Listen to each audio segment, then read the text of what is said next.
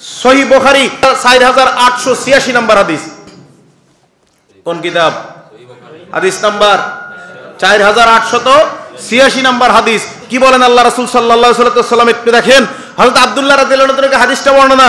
আল্লাহ রাসূল বলেন, যেই মানুষ কোন মানুষের শরীরে উল্কি বা ট্যাটু অঙ্কন করে, বুঝেন, দেখবেন এখন মিডিয়ায় দেখা যায় এতটুক পর্যন্ত শুধু বিভিন্ন রকম ট্যাটু, বুঝেন তো, স্টিকার, বিভিন্ন ডিজাইন আছে না নাই, বিভিন্ন জায়গায় আছে, পুরুষ হোক কিংবা নারী। রাসূল বললেন এই হাদিসে, যদি কেউ কারো শরীরে ট্যাটু অঙ্কন করে অথবা করায়, আমি নিজের বডিতে আপনাকে দিছি সুযোগ, আপনি করছেন, অথবা আপনার বডিতে আমি করছি, যাই হোক না কেন, করে এবং করায়, এই দুইজনের প্রতি লানত কইতেছি।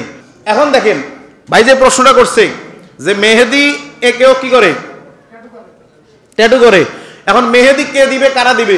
এখানে আরেকটা প্রশ্ন আছে, কার জন্য?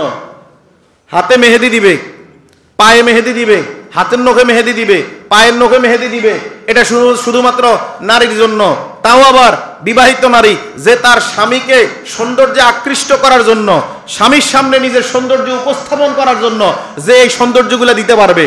তবে হ্যাঁ, মেহেদি দিয়া যদি কোনো চিত্র অঙ্কন করে, নারী হোক কিংবা পুরুষ, সেটা যদি প্রাণীর ছবি হয়, তাহলে ওই ব্যক্তিও জাহান্নামী, আর যিনি এটা করছেন করার জন্য উৎসাহ দিয়েছেন তিনিও জাহান্নামী। যতদিন বডিতে থাকবে ততদিন তার ইবাদত হবে না। আমরা পুরুষরা মেহেদি দেই, মেহেদি দিবেন দাঁড়িতে পুরুষরা, যদি একটা প্রশ্ন আসছে, মেহেদি দিবেন দাঁড়িতে, হাতে পায়ে দেওয়ার সুযোগ নেই পুরুষদের। এখন মেহেদি তো ভালো জিনিস, এখন স্বর্ণ গয়না পুরুষরা গলায়, হাতের আঙ্গুলে, আছে না নাই? জায়েজ আছে? নাই তো। শ্বশুর বাড়িতে গেছেন বিয়ের দিন, যাক যে কয়টা পাইছেন আর কি, রাত্রে আইনা এটারে ঠিক মতো গোছাই গাছাই জমা করে রাখেন। এটা তো করি না আমরা অনেকে, এটাকে আবার ডিসপ্লে করি, পাবলিশ করি, হাতে পায়ে আঙ্গুলে, এটা মানুষকে দেখাই যে মোটামুটি 8-10টা পাইছি, মানুষ বুঝবো আমার আত্মীয় ভালো। এটা তো বাস্তবতা, বাস্তবতা এরকম না? অথচ কি বললেন আল্লাহ রাসূল? বললেন যে কেউ যদি বডিতে উল্কি করায় অথবা করে, উভয়ে কি, উভয়ের প্রতি লানত।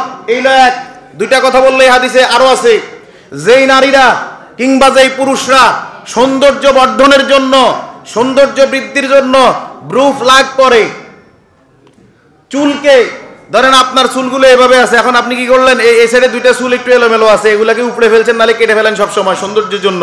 এই সৌন্দর্যের জন্য যেটা কেটে ফেললেন, আল্লাহ রাসূল বলল তার প্রতি লানত। আমাদের সকলের কপালটা এরকম ভাজমতো নাই, আছে না? একটা হচ্ছে আপনি একটা সাইড ধরে ফিনিশিং দিলেন, এটা এক জিনিস, আর একটা হচ্ছে এদিক দিয়ে 5-7টা হয়ে গেছে, এরকম হয় অনেকের মুখে এখানে দাঁড়িয়ে নাই, কিন্তু এদিক দিয়ে দাঁড়িয়ে অভাব নাই, আছে না এরকম? কিন্তু বেলাইনে যদি উঠে, সেটাকে যদি আপনি রেখে দেন সেটাই ঠিক, সেটাকে যদি একবার বারবার কাটেন, রাসূল কি বলল?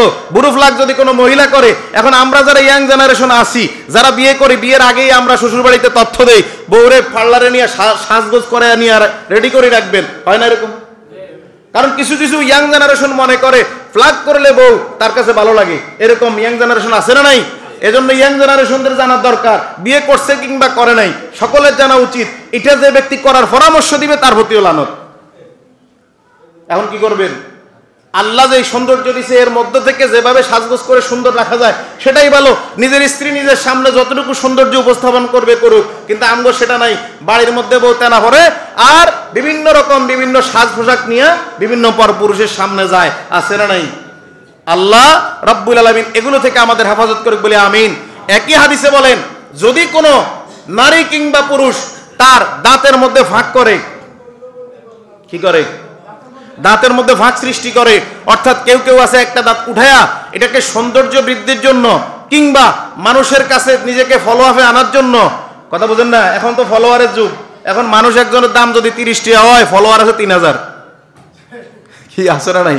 এখন তো ফলোয়ারের যুগ, যার জন্য এখন রাসূলকে আমরা ফলো করি না, আইডল মানি না, আমরা আইডল মানি বিভিন্ন সেলিব্রিটি যারা, তাদেরকে কথা কয় না। অথচ আল্লাহ রাসূল বললেন তাদের প্রতি লানত যারা নিজেদের দাঁতকে ফাঁক করে দেয়।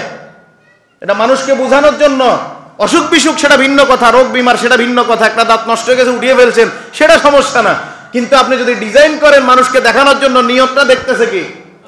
কথা বলেন, নিয়ত দেখতেছে কে? বিচার করবে কে? আল্লাহ করবে কিনা? করবে কিনা?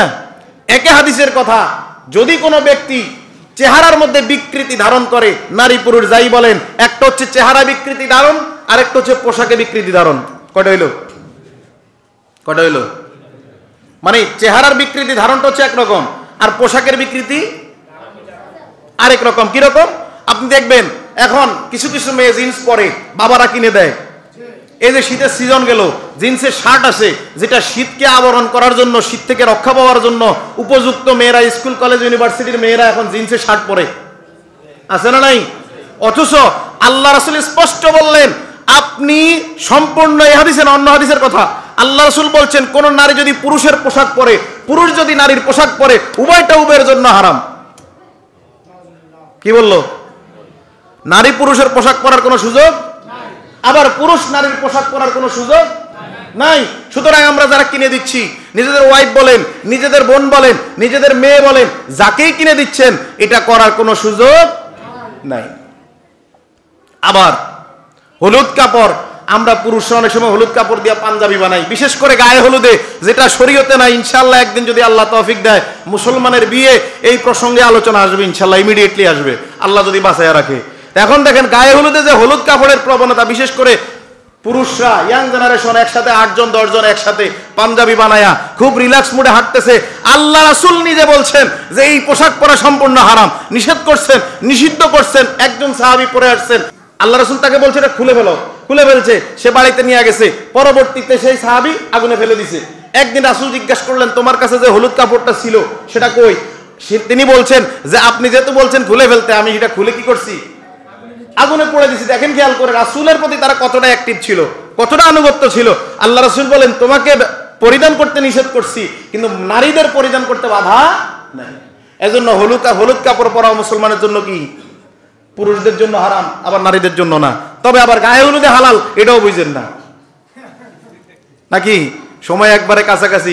ফিনিশিংটা কি বলছে? চেহারার মধ্যে বিকৃতি, শরীরের মধ্যে বিকৃতি আমরা কিভাবে করি দেখেন। এখন মডার্ন সায়েন্সের যুগ, যারা মিডিয়া ব্যবহার করেন দেখতে পাবেন, এখন প্লাস্টিক সার্জারি করে করে নারী পুরুষে রূপান্তরিত হয়, পুরুষ নারীতে রূপান্তরিত হয়, আছে না নাই? কথা বলেন। এখন গবেষণা চলে পুরুষ কিভাবে গর্ভধারণ করবে, নাউজুবিল্লাহ বলি। তো এই রকম যে বিকৃতি যারা করে, করায়, কিংবা করার জন্য জ্ঞান অর্জন করে উৎসাহ দেয়, বিভিন্ন রকম পরামর্শ দেয়, সকলের প্রতি লানত। তাহলে আজকে আমরা কি বুঝলাম? এই যে কাজগুলো আমরা করি, এর প্রতি লানত আছে না নাই? অবশেষে দুইটা কথা বলবো। আল্লাহ রাসূল সাল্লাল্লাহু আলাইহি ওয়াসাল্লাম মেরাজের রাত্রে জাহান্নাম দেখে আসার পরে নারীদেরকে ডাক দিয়ে বললেন, তোমরা বেশি বেশি দান করো, কারণ আমি দেখছি জাহান্নামে অধিকাংশই নারী। জাহান্নামে কি অধিকাংশ? কারণ কি? নারীরা প্রশ্ন করছে, আল্লাহ রাসূল অপরাধ কোনটা? কয় অপরাধ হচ্ছে তোমরা নিজেদের স্বামীদেরকে বেশি বেশি তোমরা লানত দাও। বাস্তবতা আছে না নাই? হ্যাঁ, স্ত্রী স্বামীকে লানত দেয়, আল্লাহর গজব হলো, আছে না নাই? কয়নি? কয় না? তাহলে এইরকম কোন নারী যদি করে, তাহলে তার জীবনটাও ধ্বংস, বলি নাউজুবিল্লাহ।